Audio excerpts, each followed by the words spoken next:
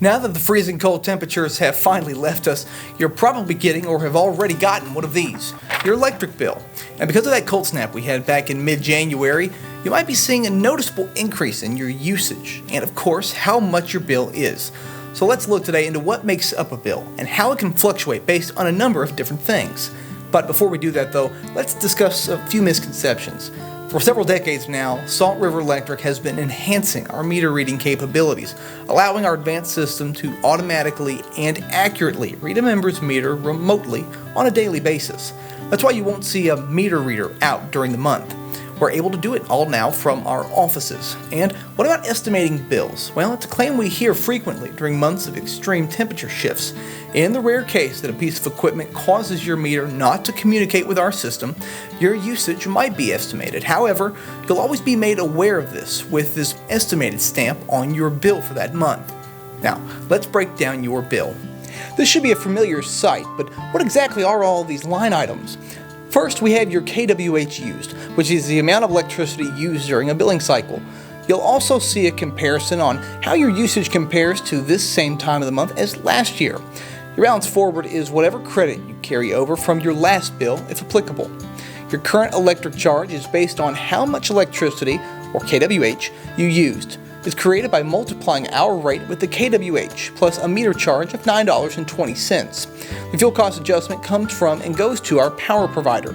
Since Salt River doesn't generate our own power, we purchase it from East Kentucky Power Cooperative, who in turn purchases the fuel needed to produce the electricity.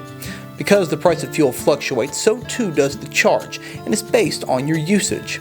The environmental surcharge is similar in that it goes to our power provider and helps recover a portion of the cost spent complying with EPA regulations and various other environmental policies.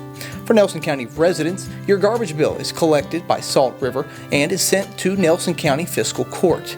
And below that, you'll find your school tax and franchise fee.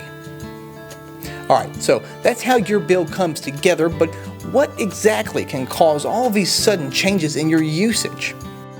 Cause number one, the weather. Let's keep it simple for number one. The weather is one of the biggest contributors to a high bill, if not the biggest. It's a known fact that when the weather gets hot, or in our case very recently, cold, people tend to stay indoors. And when we stay indoors, we will use more electricity for a variety of different things. Which leads to the second cause, your heating system. I know you didn't touch your thermostat, but even if you kept your hands off the dial, that equipment in your home is still going to run as long as it needs to in order to keep your home at your preferred temperature. After all, as you can see in this graphic, if you were to keep your home at 70 degrees all year long, it costs more and in turn uses more energy to heat your home in the winter compared to cooling it in the summer, based on the difference in the temperatures outside versus your preferred one inside. According to the U.S. Department of Energy, home heating and cooling makes up more than half of a homeowner's annual energy consumption. So when we get extreme weather and the extreme temperatures that come along with it, that unit is going to run, especially if your home isn't well insulated or has worn out seals around windows and doors, allowing that heat to escape your home easily. The third cause, emergency heat. This is a bit of an extension of the previous cause, but if you have a heat pump, you might have read somewhere, possibly online, to turn your thermostat to emergency or auxiliary heat when it gets cold. This uses electric resistance heating, which is similar to a space heater.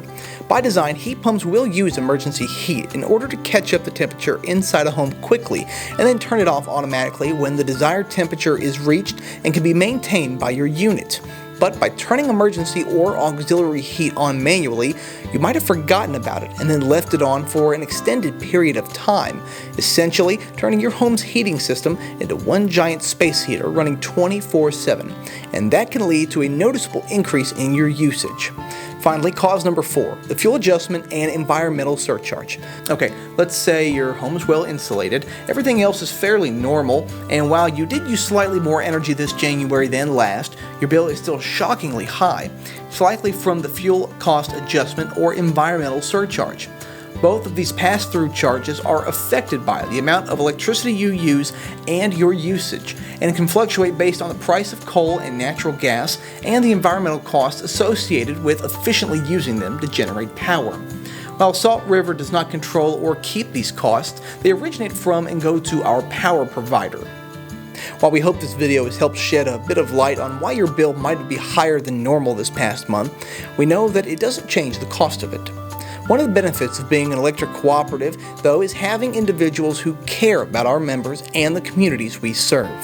If you're having trouble with your bill or need assistance with it, please give us a call today and talk with one of our customer service representatives.